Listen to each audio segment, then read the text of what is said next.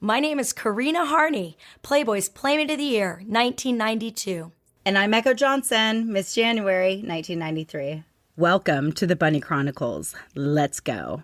Welcome back to the show, y'all. We are back up in the studio in Austin, Texas, and we have a super special show for you today.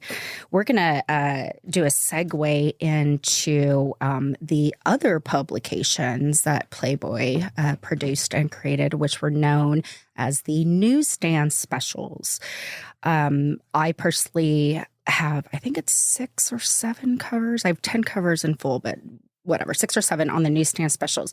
But who is in the studio with us today is Miss Sophronia Williams. Not only is she one of my dearest and closest friends of 30 years, but she also made multiple appearances in the Newstand editions and specials and tested for Playboy Playmate. She's a beautiful Black woman, and she appeared on the first and only cover of Women of Color on the Newstand specials. So, Sophronia, thank you so much for joining me in the studio. Good to have you. You're welcome. Thank you for having me. I'm loving being here. You got it. You got it.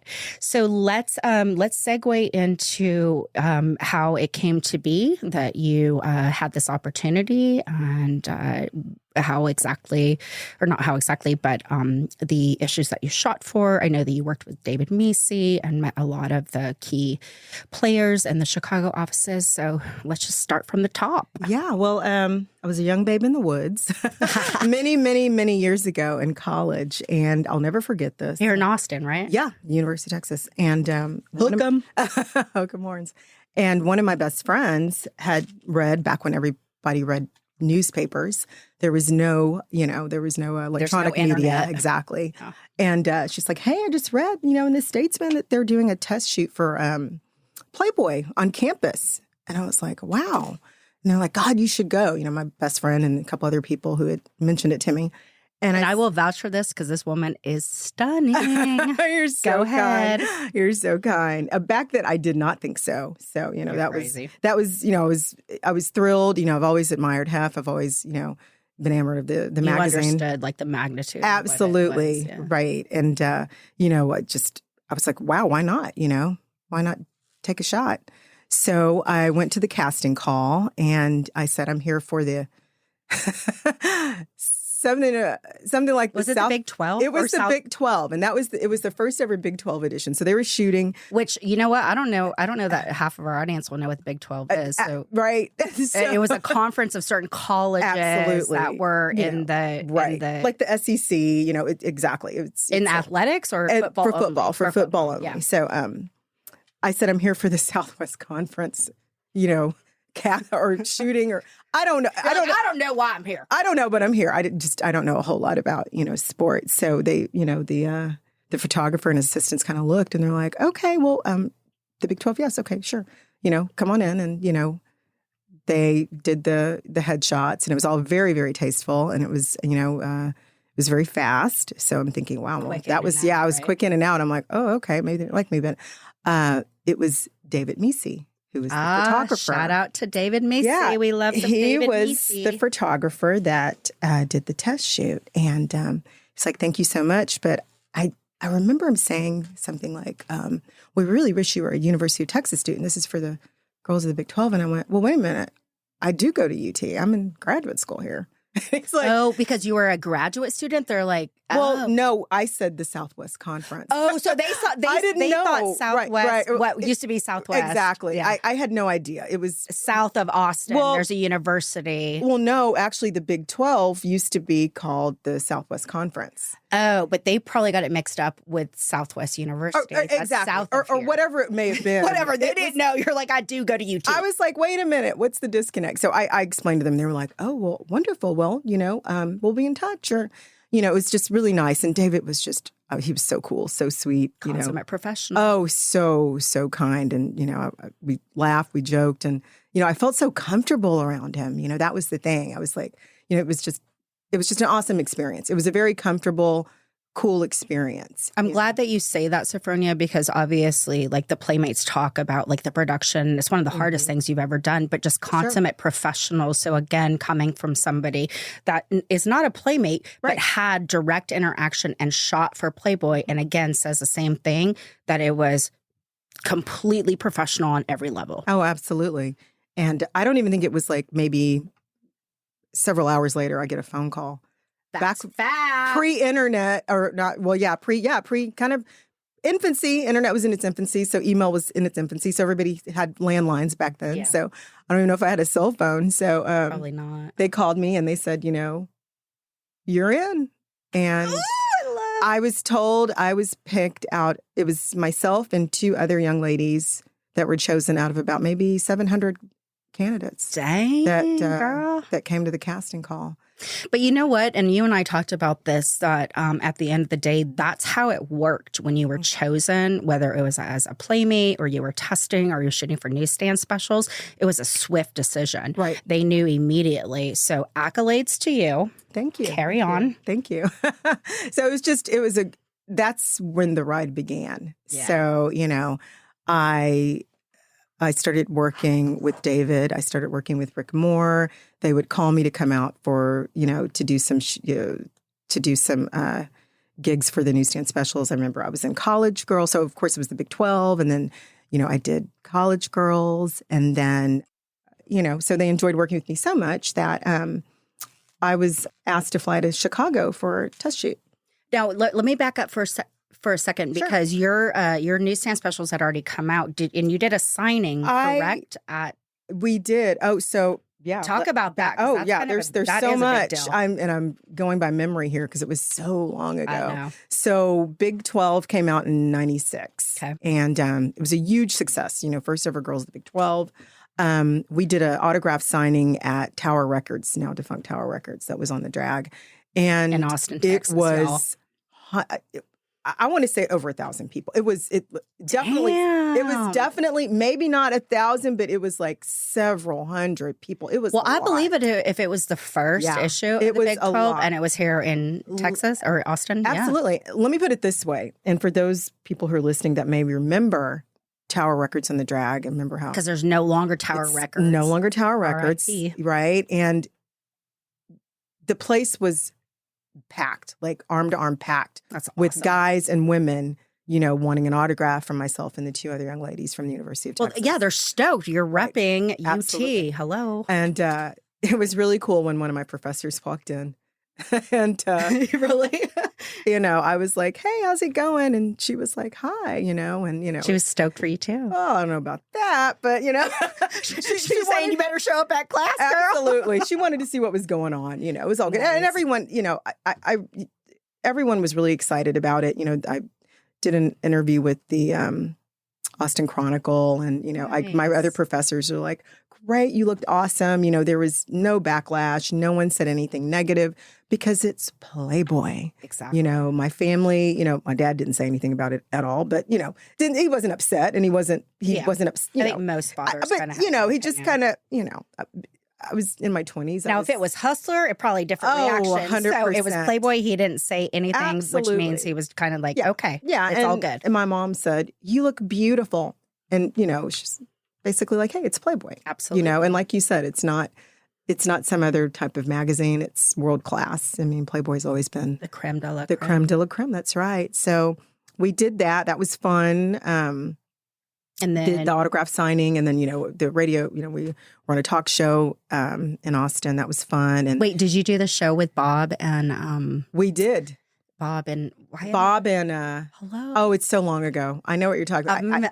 I can't Dale. think. Bob and Dale. There you go. Yeah. So long ago. Yeah, I'm pretty sure we did. For sure, because they always had the Playmates. But we definitely did. We were on a radio show, and that was fun. And that was 96, 90. The magazine comes out, and then they flew me out to Chicago, I think is how it went there. Then I went to Chicago for a test shoot, and I worked with Richard Fagley. So for our audience listening out there, Richard Fagley was another the absolute best of the best photographers at Playboy. He was out of Chicago. And as most people may or may not know, but I think for the most part do know, that Playboy was founded in Chicago. So the original headquarters and offices were there. And then they had the West Coast location. So they had 2 different studios. And usually you either were Chicago or Los Angeles. So Sophronia was in Chicago, and Richard Fagley had been there for decades. He was one of the best. Oh, he was amazing. It was a lot of fun. Again, I felt safe. I felt comfortable. They did everything in the world to, to make sure that my visit, my shoot, went off very well. And it was a great experience. Richard was wonderful. It was great meeting him. Tell me about the test shoot. How many days did you shoot? Was it like shooting a centerfold, or? It really was. It was all day. It was, and I'm not going to say it was grueling, but that's it is what grueling, though. You can definitely use that word, because we all Yeah. say that is one of the hardest things we've ever done. Yeah. But it was okay. And I'll go back to this. It's funny that I'm starting to think about a lot of other times shooting for the magazine where I almost passed out. So you're There right. you go. Yeah, you're right. It was, but it wasn't anything, that was super bad. I didn't have to like people, I kind of feel like you might be thinking that if we say grueling, they're like, oh God, divas. But at the end of the day, Oh, no. I don't think people understand what it took Right. to capture that one Sure. image. Absolutely. And like for me, it was 5 12-hour days Right. where you had to stay in the same damn pose. Right. I mean, it was so uncomfortable. Your body was hurting, like you Sure. were hungry, like everything. So it took a lot to get it. So Absolutely. there's nothing easy about it. So Oh, no. don't, yeah. Oh, no. I agree with you. Absolutely. Now, again, it's been so long ago. And then, I'm thinking about the times, and you're right. The test shoot, though, in Chicago, that was a one-off. I mean, it was just a one-day shoot. And then, of course, get the letter, you're wonderful, but, Oh, damn. Did you Sorry. get sad when you got that? no, you know what? I'm didn't. surprised. 'Cause you really But, but it's okay, because you know what? I was. you were still in it. I You was were still in being it. published. And yeah. What some people. And you got the experience. I got the experience. I wasn't disappointed. I think I may have still been in grad school at the time. I don't remember. Oh, that's but, right. So you were busy, like, right. I got to graduate. Right, exactly. And I was like, well, you know what? It was a great experience. But then after that, I started getting calls from the magazine again. To do more Hey, stuff. why don't we've got the college girls. Can you fly here to do this? Can you go, can we send you here to do this? And then the women of color. And I don't know who was the brainchild of that, but I thought it was just a great concept. You know what? It probably was Kevin Custer and Jeff Cohen. You Chicago know what? You're right. offices. That's right. For You're sure. right. No, 100%. I think you're right. And who are both awesome. Yeah, both of them are amazing. awesome. Shout out to both y'all. Kevin. Yes, he's very, very cool. That's right. And again, now that we're talking about the actual shoots, and I do remember kind of like, I'd never modeled in my life. I didn't. Oh, that's right. I was newbie. I mean, think about that. Yeah. So they were probably like looking at me like, you're like, I don't know. like, and that was, again, with me not, being, chosen as a centerfold. That's fine. But they probably, this is what I'm thinking without even talking to Rick, David, or Kevin, or any of the guys, or Richard. They probably could thought, see it in right. the They probably photo. thought she's got a great attitude. People like working with her. And she's beautiful. And you're so sweet. And, she's, she's wholesome and real. It is what it is. Yeah. I mean, because at the end of the day, I mean, there were, I will not lie, there were centerfolds that got published that I was like, how the hell did you get through? And then there were girls that did not get approved. And I was like, why the hell did they not get approved? So it's like, you really never knew. You don't know. And but again, like, as you said, and to me, I felt like, you know what, for me to have even been chosen, that meant Hef saw something in me. Yeah. The photographer saw something in me and said, hey, let's just give her a shot, So speaking of that Hef saw you, again, going back to Hef's hands-on approach to the publication and the publications as a whole, Hef had first right of refusal on everything. He would approve every finite detail in the publication Playboy, from the front cover to the back cover, right down to the font placement, the advertisers, everything. And he would be the one to decide which photos would be published and which would not. And he also had the final say in who would be a centerfold or not. I assume that he did as well with the Newstand specials. I don't know on that, though. I should do some research on that. I would be shocked if he did not. I would be shocked, too. Because I was told when I first started working with Playboy the same thing that you just Okay. said. Well, then if you were You know? told that, Yeah. that's fact. And it was just, again, as I mentioned before, not being, disheartened the fact I didn't become a playmate because, hey, Yeah. the man himself saw me and was like, let's fly her up, but let's also give her an opportunity to do other things. Yeah, This may not work. Let's do this. He did definitely Right. approve you to do a test. Right. Absolutely. Right. And at the end of the day, and this is something that Karina and I always bring up, is that Hef knew explicitly where you would shine and where you would thrive, Absolutely. whether you were an executive in the company or you were a playmate or you were a Newstand special girl. Absolutely. He knew that was going to be your success. Sure. So you take that and go, cool. Absolutely. And that's Yeah. exactly what I did. Yeah. And you're right. And it's just the women of color. That was That's a big wow. huge. That was a big wow. I remember my friend was vacationing in Europe and he sent me a picture of a guy buying the magazine at a newsstand I love in it. Europe. And then he sent me a picture. It was on a billboard, a huge billboard. Sick. It was on a huge billboard. And I don't recall the country in Europe, but he took a picture of the That was an interesting thing the too, billboard. that our publications were international. And Yes. and then you would see other spinoffs of the pictures that you took, because the international publications would choose different images Yes. from all of your material and then run it. So you had a Yeah. collection of publications in foreign languages. So Right. again, huge. It was huge, But again, it was, I was, like I said in the beginning, I was a baby in the woods. I'd never modeled in my life, and, just on a whim, I show up at a test shoot in Austin, Texas, and boom, It was meant chance to of a be. lifetime. It was meant to be. And, getting to know the photographers, the assistants, and makeup artists, everyone, that I worked with, it was just a great experience, Consummate professionals. Absolutely. And, I think about the women who have tried and were not successful in being a part of the Playboy family. And I'm just like, now that, Hef's gone, and I'm like, wow, I was a part of history. Amen to that. babe. And I'm so grateful for that. Absolutely. Absolutely.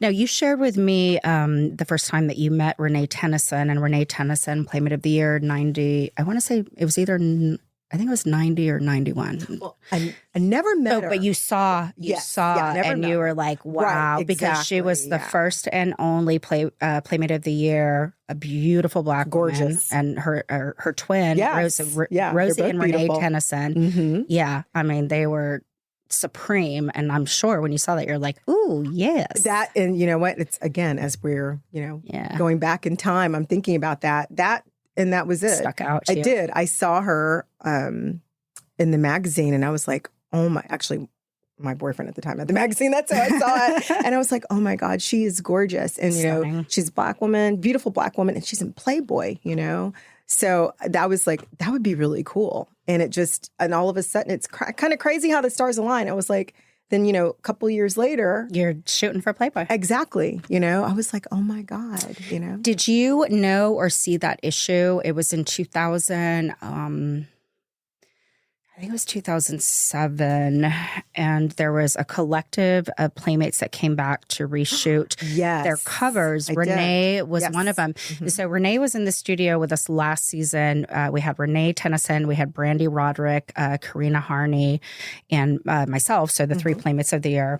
And Renee was talking about that. And Renee's second time round, that cover was better than her first. Yeah. But again, that was a super cool thing that they Yes. did. And then she also was Yes. included in the publication. It was in 2017. It was called The Equality Issue. So it was her, Brandy Roderick, Victoria Valentino, who was in her 70s, Candace Jordan, who was in her 70s. And when they got that call, hey, we want to reshoot and include you in this Playboy layout, without hesitation, even the women in their 70s were like, absolutely. Wow. I love it. Yeah. And as I recall, they all looked amazing. Amazing. Beautiful. Still beautiful. Oh, Still beautiful after well, all those yeah. years. Well, of course. Of course. That's why they're in the magazine, of course. Absolutely. So you worked with Playboy then for a good span of like several years of shooting, and I did. While I was still in graduate school. I Yeah. did. It was fun. Actually my first time ever on a plane, like when I was like Was 25 it? years old, Oh, going wow. to shoot for the women of color. Yeah. I just, again, like I said, I was Babe in the Woods, you know. It just like at the end of the day, Playboy just opened up so many doors for everybody. And it's like there's, I mean, I'm sure multiple incidents, like you said, the first time being on a plane, traveling. Yeah. I mean, you know. I mean, it was showing up at the Playboy Mansion the first time. You're like, whoa, where am I? Oh, wow. When I got my first invite to the mansion, I was just like, ooh, I'm going to the mansion, you know, and it was just super exciting. So what was when you first went onto the property? Because we like to ask people this the first time, and everybody is like, well, it was like a different world. But what was your? It's, you know, the gates open and you're like, oh my goodness. Yeah. And it was for Hef's annual Halloween party. Oh, the best party. Absolutely. Halloween was so fun. Oh, it was so much fun. I mean, they spared no expense. They did it all. I mean, proper haunted house. Every part of the property was like, so much fun. Interactive. It was fantastic. You know, the food was amazing. I always go back to the food. Dude, the food at the mansion was the best. The best. 24/7, whatever you wanted. And then at the party, it's like, dude, my God. The best of the best. Oh my God. I was like, this life is wonderful. I loved it. It was great. And the people were fun. And the DJs were great. I mean, at the end of the night. A vibe. Yeah. When I left the parties, my feet, my legs were always sore because I danced so much. And it was just great. The vibe, the energy. Everybody's having a great time, having fun. Hef's just a wonderful, gracious, amazing host. And, the ultimate host. Absolutely. And, when I first met him, I was just like, oh my God, he was just so kind and so sweet. Right? Isn't that the truth? He really was. And, it was always like, it always blew my mind. And it's become even more prevalent now doing these interviews that to actually realize that he knew every single woman's name without fail. 100%. Without fail. And that was not an act. That wasn't like, oh, you're saying that. I mean, he was an absolute genius. Absolutely. And he was so kind and he was so happy for you to be there. Absolutely. He loved hosting people. He loved having that home to be able to do that. And he wanted everyone to have a wonderful time, which, I mean, based on what I saw, everybody did. It was so I never much. Saw it, it was always a great time. I always look forward to the times being at the mansion and just seeing people and, that I saw on the big screen or just meeting new people, that weren't on the big screen. It was just actually, so when you started shooting, it would have been still when Hef was married to Kimberly, which at that time was a family home. But we got to see the transition from it being a family home into the party starting again because we heard about all that. You're like about the heyday of Playboy. Right. We always talk about this, like how fortunate are we to have experienced not only the family home with Kimberly and the boys and the babies, but then for the transition into like Hef single, the parties are back and get a taste of both. Amazing. So much fun, I mean, over the top parties. I mean, no wonder everybody wanted to get in that party. Well, exactly. And it was like, oh my God. And again, the Halloween party, the best, But again, I mean, my experience, at the mansion, going to the parties, some of the best times I've ever had in my life. Yeah. Amazing. Yeah, no, absolutely. And then just like the relationships that you made and the resources you had at your fingertips just from forging relationships with people and networking. I mean, at the end of the day, and I don't know that Hef ever said this like to me, but I know that he certainly had this conversation with playmates that like, look, this is a launching pad for you. This is not the end all be all. Right. But from this, you choose what you want to do with it. Either you take it and you launch it into something else or you're happy with it. And it is what it is. Absolutely. He gave us all that opportunity. Absolutely. No matter if it was, Playmate of the Year, Playmate of the Month, just being attached to it. Just being a part of the family, opens a lot of doors. The Playboy family. Absolutely. And, it's up to you to do what you do out of, the opportunity you've been given. Yeah. I mean, I know like certainly for me, I can say that, I was the second playmate to like figure out that the internet was here and created a membership-based website. I think it was in 96, 97. And that purely evolved from shooting with the best of the best photographers, working with the best makeup artists, you know, and understanding how to produce and create a proper photo shoot. And from there on, for 5 years, I posted brand new galleries. And today I own like 36,000 images that I produce that now I'm making into NFT artwork. Sure. And so like I always like to say like that was my like that's what I did with it. Absolutely. And taught myself that at a very I was social media before social media even existed, y'all. I mean, you're absolutely you were. And that's right. Because like I said in the beginning, I mean, back in the let's say late 90s, the internet, all of that was in its infancy. Yeah. So you were one of the first. Yeah, one of the pioneers. Yeah, you were definitely one of the first. And I did, Playboy did come after me because at the end of the day, and I've talked about this before, I had a conversation with Christy in Chicago about the importance of them, you know, establishing a .com department because initially Hef was he was against it because he didn't understand it and he didn't think that it was here to stay. And Hef's, you know, love and passion always was as an editor. And so the tangible publication, right? So it took a couple years for them to realize like this is here to stay. They were behind the 8 ball on that. It was a little bit of an issue, but they did ultimately create that .com department. It took several years for them to do it because of the amount of archives they had at their disposal to create that. That, you know, that was a huge moment in time. I don't know where I was going with that. Well, you're talking about how you've evolved from playmate to pretty much like entrepreneur. So that was my first taste of like entrepreneurship of like what I learned from Playboy and like took it to that. And like here I am 30 years later and figuring out how to monetize off of that. And I would say you've done very well. Thanks, Mama. So Sophronia brought up something today that I did not know, and I thought this was super cool. So Jennifer Jackson was the first Black Playboy bunny and centerfold in 1965, which absolutely was groundbreaking at that time. With that said, this season, we've had the opportunity to speak with a lot of the bunnies that opened up the clubs initially in the 60s and the 70s.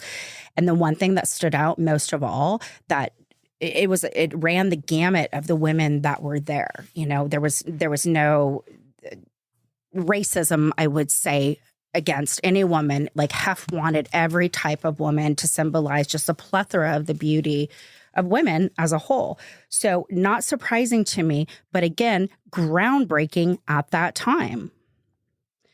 First Black Playboy bunny, centerfold 1965, Miss Jennifer Jackson. Yeah.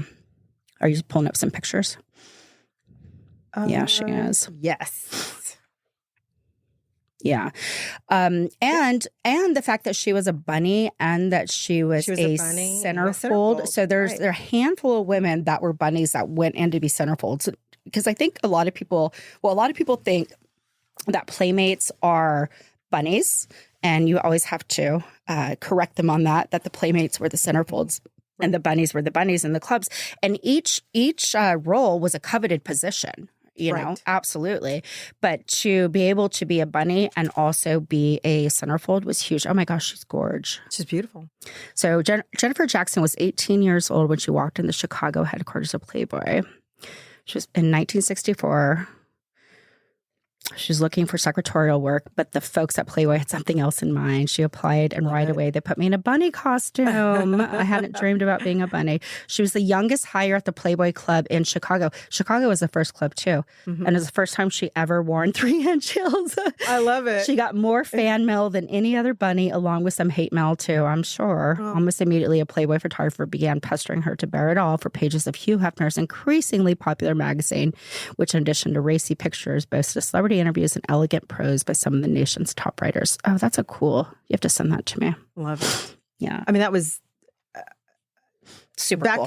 Back in those days. I mean, that was almost unheard of. That was huge. And she, you know, that took a lot of courage for her to do that. Yeah, absolutely. Because at that time, you knew that, I mean, just the backlash I would imagine at that time of just being a centerfold. And they weren't even showing full nudity at that time. Right, exactly. So think about that. So yeah, the courage, no, this is a huge opportunity. I'm taking this. Absolutely. I mean, it speaks volumes about her character because, you know, again, she was one of the youngest employees. Yeah. She was first African-American bunny, first African-American Yeah. centerfold. And they clearly saw something in her that, that was going to rock the world, and which she did. Oh, that's huge. And she was 18. Right, exactly. And at such a young age. I was 18 too. I think about that sometimes and I'm like, oh my God, if my daughter was she wanted to do Well, that. you know what? I think that know. we were a lot more mature You think? when we were a lot younger, if that makes sense. I don't know. I kind of feel like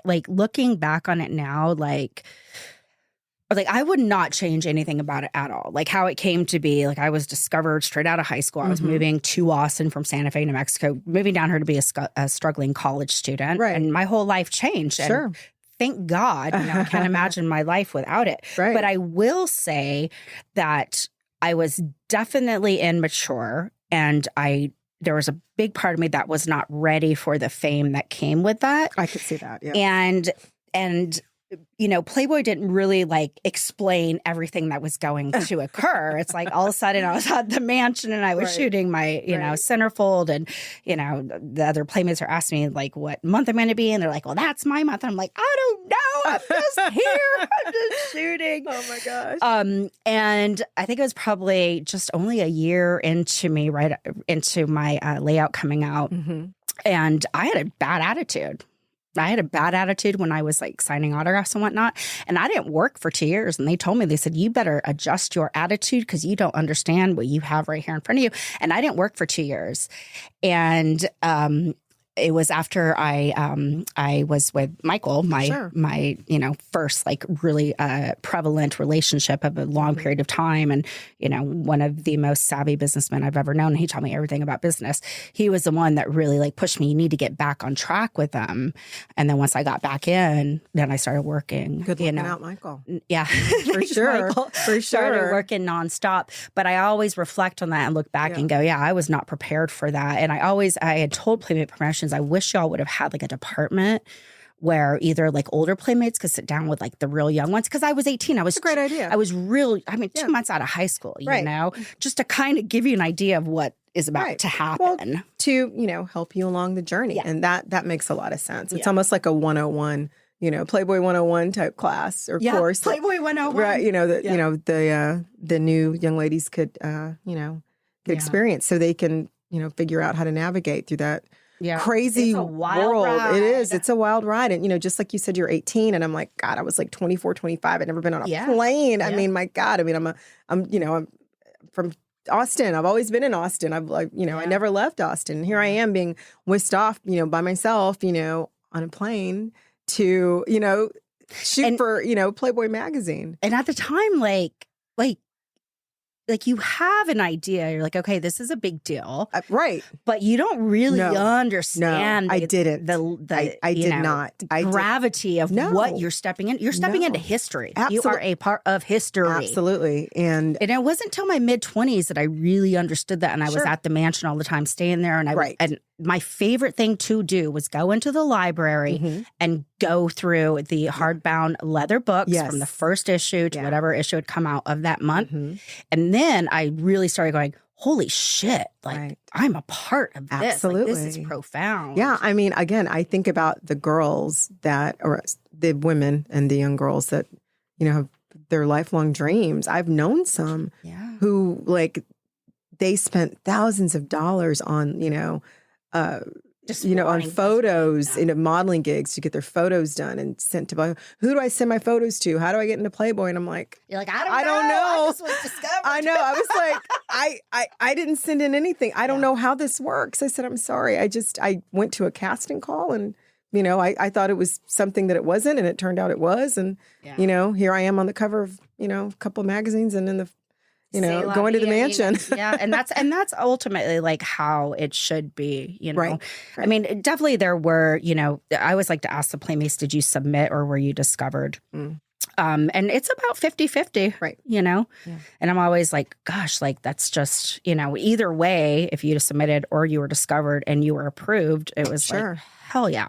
Right. But there were women that was their lifelong dream and then they wouldn't. And it's and we meet people all the time that they're like, God, that's so amazing to be a part of that. And it's like, yeah, thank you. No, and it is. But, going back to what you said about being being young and not realizing, how fortunate you are to be part of something so big, and to be part of, history. That was a really big deal for both of us, for all of us. And, now I think back and I'm like, wow, and I would not have changed any part of it. And I just, it was our destiny. It was a fun, incredible part of my life. And I met a lot of really cool, fun, kind, gracious people, and learned so much. And I learned a lot. Yeah. Exactly. And, that's really what it was all about, And just to have the honor and the graces of Hefner, and to have that personal interaction with him and that relationship. I mean, that was always my favorite thing. It's just like, he was, oh my God, he was such a sweetheart. He would always so just kind, laughing and smiling, and just come up and give you a big hug and kiss, and like, are you okay? Everything's good. Like, absolutely. Oh my God, the best. Absolutely. The best. He was wonderful. And, again, nothing but respect. Absolutely. He was very respectful. He was very kind. And I mean, just a very generous man. I mean, how generous is he opening up his home to hundreds of people to have a good time? I mean, the parties were, they were amazing. And and then on top of the parties, it was like, we talk about this all the time, that, Hef lived by his schedule and he never swayed from that. So it was like every day of the week, it was a plan. It was like Tuesday nights he spent with the boys, and then Wednesday nights or Monday nights, Tuesday nights was like manly night, card night, family night. Then it would go into the movie nights. And like, he loved entertaining. He loved having everybody around. Being around that's people. That's why he bought that mansion. Absolutely. And he speaks about it in interviews, was to be able to entertain and to have people there. And that he did. And we definitely enjoyed every minute of being there. So you were around then when Holly and the girls came in? I was.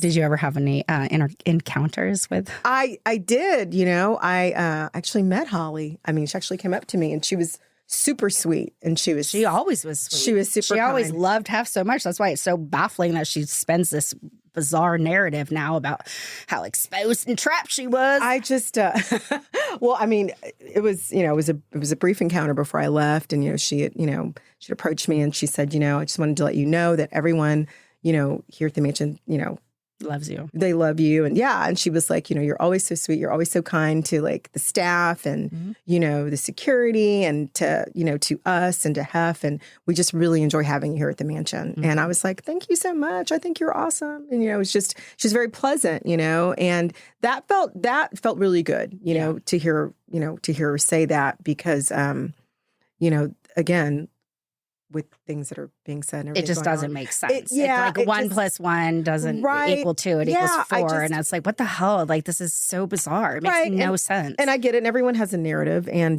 but the times that I spent at the mansion. That's not what you saw. Right. Yeah. You saw nothing but love and affinity for Hef and for Playboy and for the whole brand. 100%. She loved her life and she was happy and everyone she wasn't trapped and was depressed having a good time. and da-da-da-da. I saw everybody having a great time and laughing, having a good dancing, having a good time. Hef was happy. The girls were happy. Absolutely. It was.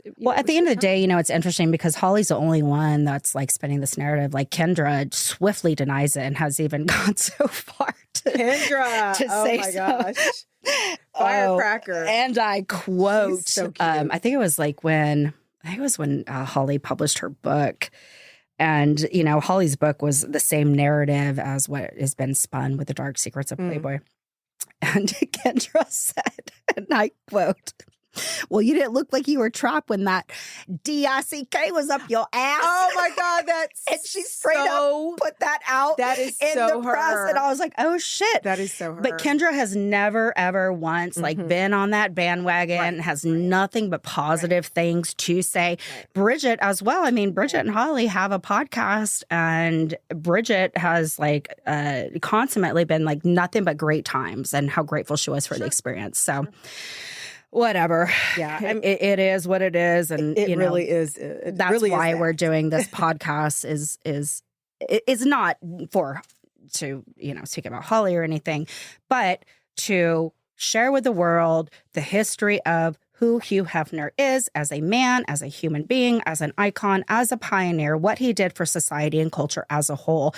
And for this collaboration of people from Playboy Mansion staff to executives that were there at the company for decades, Right. which, by the way, and I think I shared this with you, that last season, everybody we interviewed, the minimum amount of time somebody was there was 15 years. The max was 55 Wow. years. Now, do you think that these people would stay on board for decades and decades and decades if Hugh Hefner was this monster that Holly and these other women are claiming that he was, number one? Number two, if Hugh Hefner was that, don't you think that would have come out decades before? Of course it would have. Right. So therefore, thank God that we have this platform that we get to have these interviews with so many people across the board, whether it was staff or it was executives or it was very close confidants, friends, playmates.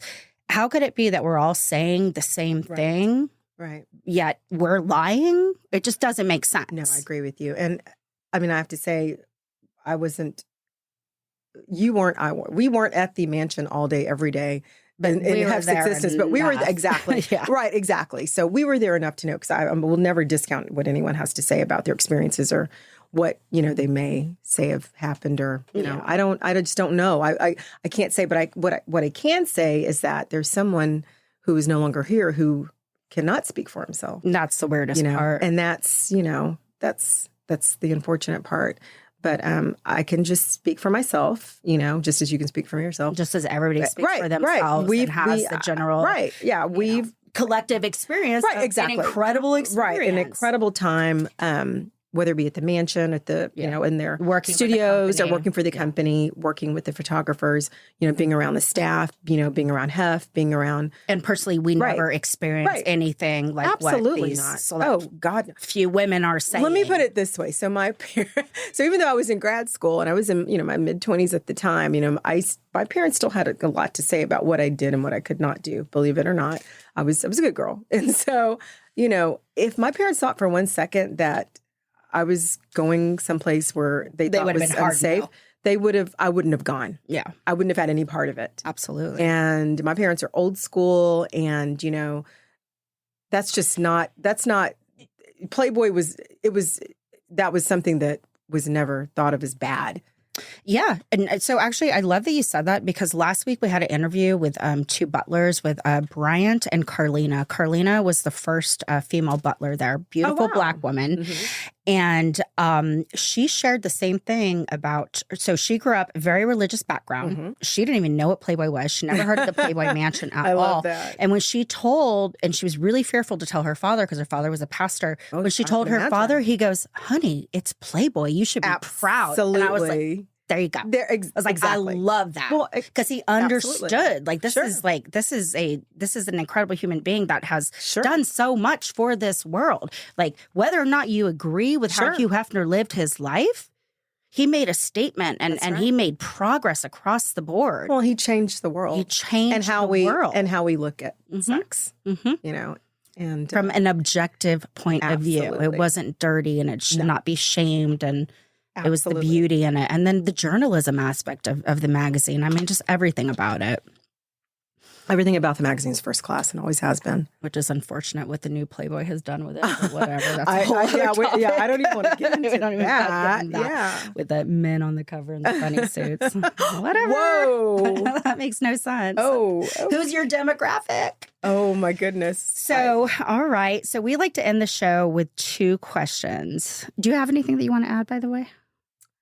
What you're doing, Well, maybe your takeaways. You know what? I do want to thank you for having me on the show. Oh, you know? got it, sugar. I've always admired you and your work, and I just think you're an amazing woman.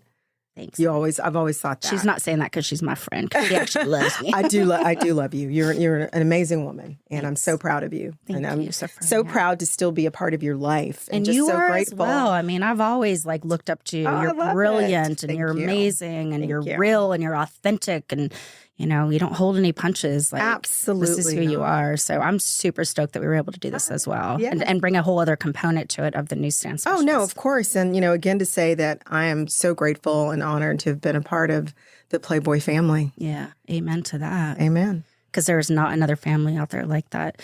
On April 30th, actually, they're going to have the Playboy Mansion reunion in LA, and I'm going to go to that, and I can't wait. Fun. That'll be a lot of fun. Yeah, I get to see everybody. So, okay, so we like to end the show with 2 questions, and it's always super interesting to see what people say because it kind of runs the gamut. Mm-hmm. So, first question, 3 words that define Hugh Hefner to you. Oh, wow. God. I only get 3. Yeah, oh, my gosh. 3. Oh, my God. The man was amazing. Genius. Icon, trailblazer. Hell yeah. Yeah, I like that. genius, icon, trailblazer. For sure. Absolutely. Very good. Okay. Had you had the opportunity to see Hef before he passed or to say anything to him in memoriam, what would you say? I'm getting all teary-eyed. It's a tough question. It's a tough question because he was such a sweet, kind, loving man. I would say thank you for allowing me into your home and for allowing me into the Playboy family. Yeah. There'll never be another human being like you ever again. Mm-mm. He's one of a kind, and there's no space for somebody like him again in this world. And Yeah. I mean, and just right down to the time at which he did it. But that's the general answer on that second question is people just say thank you. And everybody gets teary-eyed. Right. Yeah. It's, You so know. many times we've cried, and it's like... It's just that being in his presence, the few times that I was, that I was fortunate enough to meet him and be around him, he just made me feel so damn good. Mm-hmm. And, even after all these years, every time I think about my time at the mansion or my time with, the company, working with the photographers and the assistants and the makeup artist and being around anyone associated with Playboy puts a smile on my face. It makes me so happy to think about, and it's wonderful just to know that, I was part of that. Yeah, I agree. Oh, great memories. Thanks for coming on the show. Thank you for having me. Appreciate it. Always a pleasure to spend time with you. Absolutely. All right. So since you're also my co-host on this show, we're going to sign off. I'm Echo. I'm Sophronia Williams. And this is the Bunny Chronicles. See you next week.